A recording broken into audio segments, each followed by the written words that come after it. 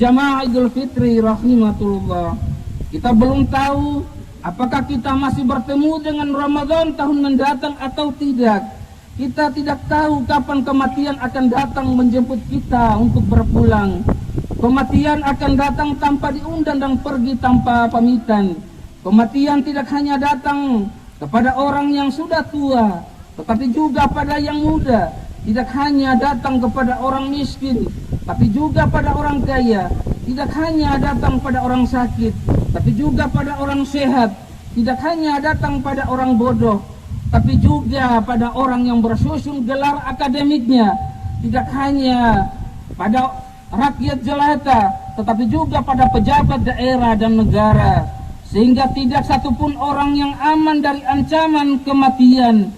Karena itu tidak ada jalan lain kecuali menggunakan kesempatan umur yang tersisa ini untuk berpacu dalam ibadah, fastabiqul khairat, berlomba-lomba dalam melestarikan nilai-nilai amalan Ramadan dalam rangka membangun Butong Selatan yang beradat.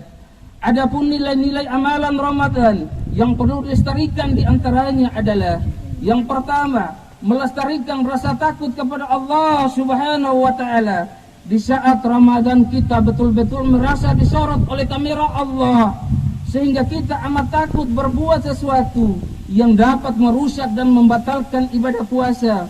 Segala bentuk kewajiban kita tunaikan dan segala bentuk larangan kita tinggalkan. Sunnah-sunnah Nabi kita hidupkan, akhlak mulia kita perlihatkan. Rasa takut kepada Allah harus dilestarikan, karena krisis yang paling berbahaya sekarang ini dan menjadi biang keladi seluruh perbuatan yang mendatangkan dosa dan mengundang datangnya musibah adalah hilangnya rasa takut manusia kepada Allah Subhanahu wa Ta'ala. Kalau semua manusia takut kepada Allah Subhanahu wa Ta'ala, pasti hidup ini penuh dengan kedamaian. Kalau para suami takut kepada Allah, dia tidak akan menyia-nyiakan istri dan anak-anaknya. Kalau para istri takut kepada Allah, dia tidak akan mengkhianati suaminya. Kalau anak-anak takut kepada Allah, dia tidak akan durhaka kepada orang tuanya. Kalau rakyat takut pada Allah, dia tidak akan melawan pemerintahnya. Jika pemerintah takut kepada Allah, dia tidak akan menzalimi rakyatnya. Allah Subhanahu wa Ta'ala berfirman dalam surat Al-Maidah ayat 28, la in basasta illa yadaka litaqtulan ma anna bibasiti yadi ilaik la aqtulaka inni akhafullahu rabbal alamin. Sungguh kalau kamu menggerakkan tanganmu kepadaku untuk membunuhku, aku sekali-kali tidak akan menggerakkan tanganku untuk membunuhmu. Sesungguhnya aku takut kepada Allah Subhanahu wa Ta'ala. Kemudian yang kedua, melestarikan qiyamul lail, salat tarawih yang kita lakukan di bulan Ramadan.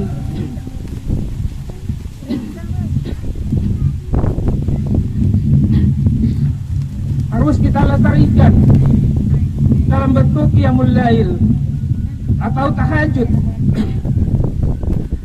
Sekalipun qiyamul lail adalah nafiyah, tambahan, tapi bonus yang dijanjikan oleh Allah Subhanahu wa Ta'ala.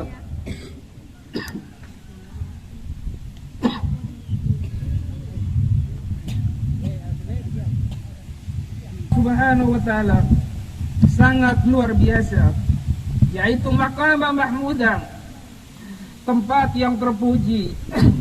Dan orang yang terpuji di mata Allah pasti terpuji di mata manusia. Tapi terpuji di mata manusia belum tentu terpuji di mata Allah Subhanahu wa Ta'ala. Kemudian yang ketiga, melestarikan membaca Al-Quran. Jangan tinggalkan Al-Quran setelah Ramadan selesai, karena Al-Quran adalah bacaan yang mulia. Bukan hanya bacaan yang mulia, tapi Allah memuliakan orang yang membacanya. Bahkan Nabi SAW bersabda, afdalu ibadat ummatin qiraatul Quran. Utama-utama ibadah umatku ialah membaca Al-Quran. Kalau umat Islam merasa bersalah karena meninggalkan salat, puasa dan zakat, Itu bagus karena masih mengakui kewajibannya. Tapi sungguh sangat disayangkan kalau umat Islam tidak merasa bersalah kalau meninggalkan membaca Al-Quran.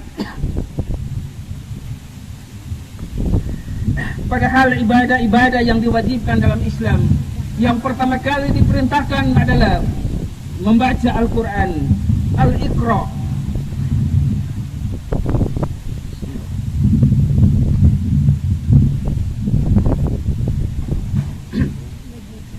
Sekalipun tidak masuk untuk rukun Islam, tetapi para ulama sepakat bahwa laisal Islam bidunil Quran, tidak ada Islam tanpa Al-Quran.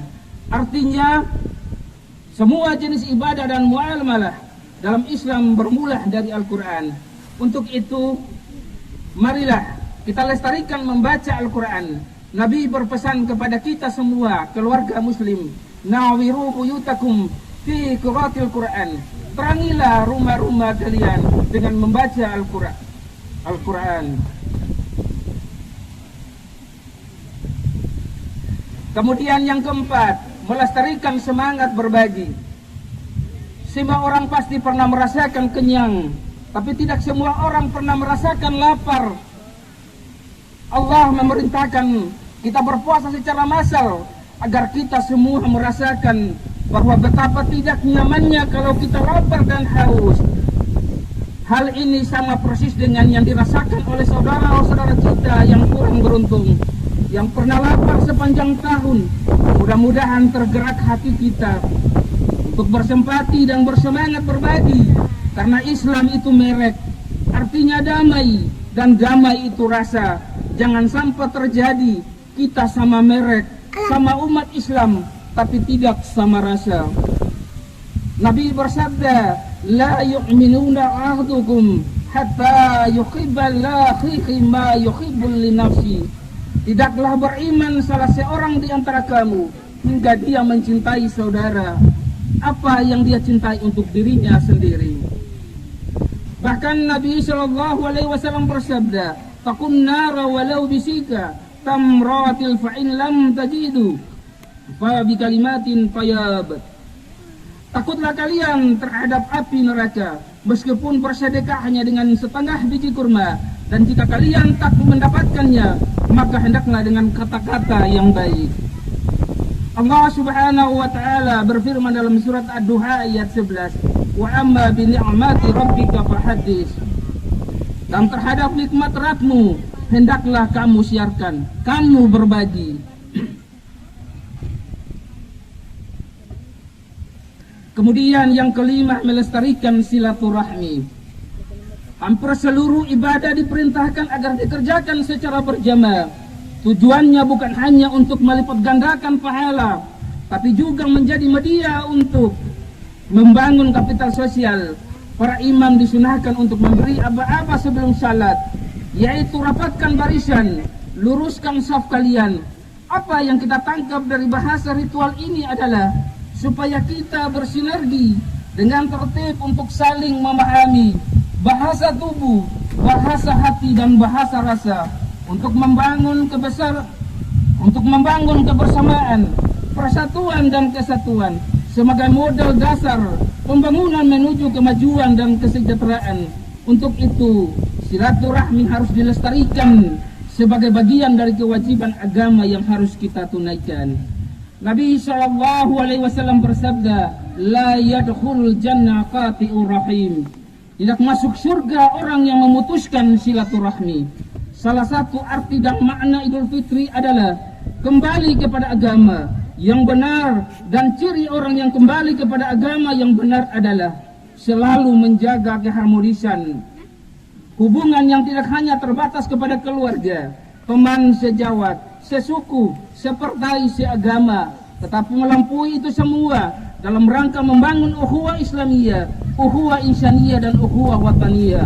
Persaudaraan atas dasar Islam, atas dasar kebangsaan, dan atas dasar kemanusiaan, untuk menampakkan Islam rahmatan lil alamin.